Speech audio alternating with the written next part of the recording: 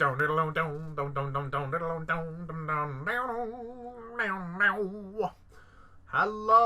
Bond fans, and welcome at long last to my review of the trailer for the 25th James Bond film, which is Daniel Craig's 5th and final film as 007.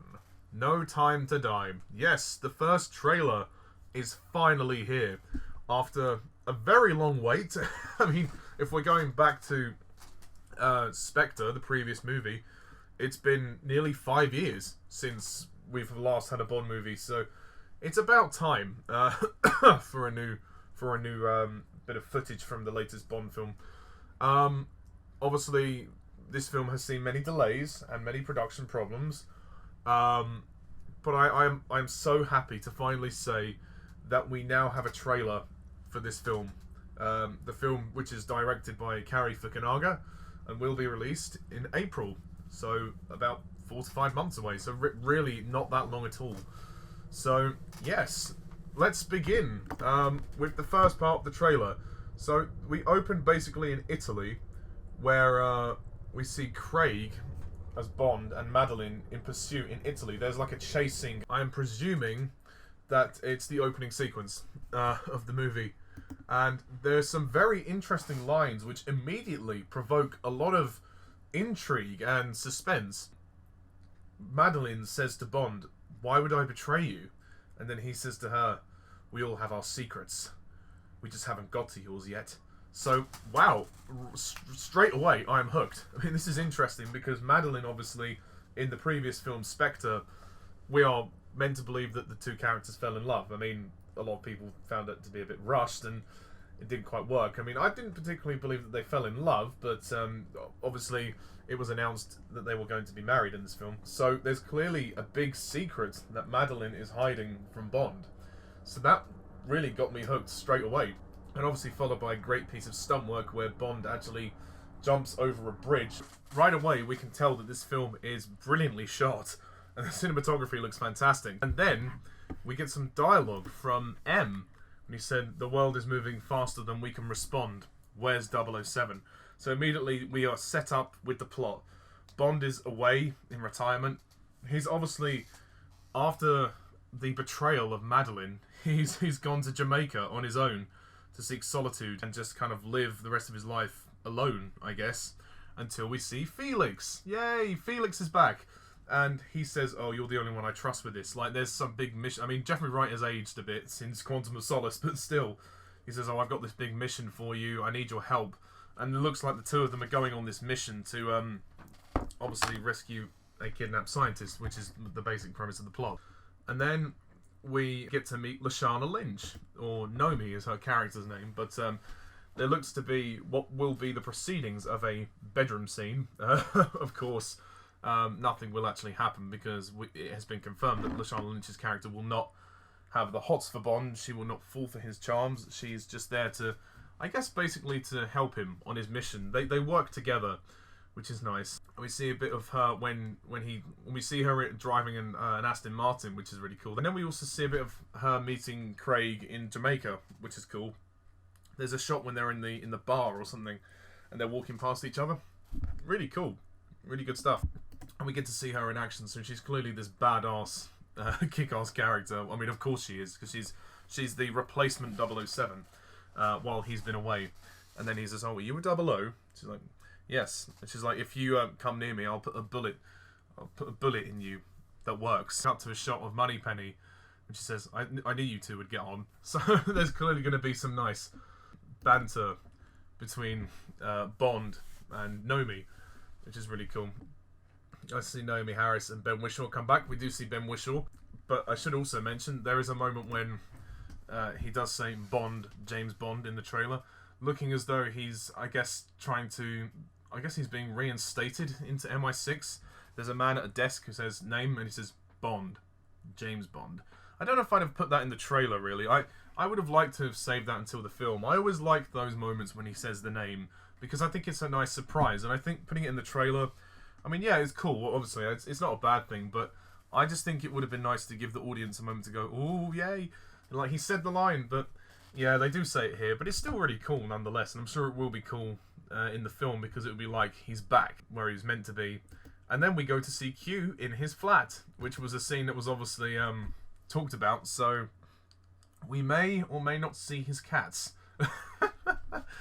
But it's really nice to see Q just kind of sigh in the fact that Bond is back, and he's like, oh god, he's not dead, is he? Like, you know, he can tell there's a nice relationship with Bond and Q, that like there always has been, and there's always going to be some kind of like friction between them. I mean, they'll always respect each other, but it's nice to know that it's nice to know that you know, there's still that same chemistry there. Because in Spectre, there was some really funny humour between Q and Bond when he's threatened his cats. So I'm hoping they're going to play off that and continue that in No Time to Die. Moving further in, we actually get to see Blofeld. Yes, Blofeld is in this trailer. I mean, there's also a moment where Bond looks at Madeline, and he looks with complete shock. Like, there's clearly something that we don't know about, and that's really gonna affect Bond's judgment of her. But then moving on to Blofeld, I think he clearly knows what Madeline's been up to, and he knows about her. He says to James, he says, you know, you gave up your whole life for her, James. You know, so as if to say, you know, you idiot, why did you give up your whole life for her? I think it's nice to see Christoph Waltz back. I think his role in the film is going to be quite limited. He's not going to be in it very much. If anything, it might even just be the one scene. But still, if it means we get to see him again, I think that's great, because, you know, a lot of people complained about him in Spectre and how they didn't really like his performance, and they didn't really think he had enough screen time, which I think is fair enough to say. And it would be silly to have No Time to Die continue after Spectre and not actually feature the guy who runs Spectre. I mean, if Blofeld had been killed in the previous film, that would have been different, but no, he was just taken away. He was detained, so we are going to see him detained. Although I would like him to make an appearance at the end, potentially if he breaks out of prison maybe, but it doesn't have to be much. But I mean, I don't think they should focus on him too much, because he's not the main villain. Of course, Rami Malek is the main villain. We see some lovely shots of Bond and Madeline enjoying married life. Bond looks pretty happy. And then Bond is like, you know, what's going on? And she's like, you don't know what this is, you know. And then we see a shot of her holding the mask that Safin wears. So that's really cool. And I think obviously Safin is the guy in white with the white mask. From Norway. You know, this trailer has just really got me intrigued. Finally, just to sort of close off, we see some shots of we see a couple of shots of Ana de Armas, but it's not very much. Her character Paloma, when she's about to fight Bond, like in the spotlight or something, which is really interesting. The cinematography just looks really good for this film. It really does. And then the final parts of the trailer, of course, we do see Rami Malek as Safin, and he's basically dressed in all black, and he's in this big underground lair. It is slightly reminiscent of Dr. No's lair. I mean, maybe he could be Dr. No. I don't know, but I guess we will be finding that out very, very soon in the film. So yeah, I mean, obviously, you know, don't let appearances deceive you, and trailers can be misleading. So, you know, and then obviously the rest of the trailer is loads of action shots, and then we get the title. I mean, that's kind of a rough version of what happens in the trailer, but you just need to watch it. You just really need to watch it. It will take you by surprise.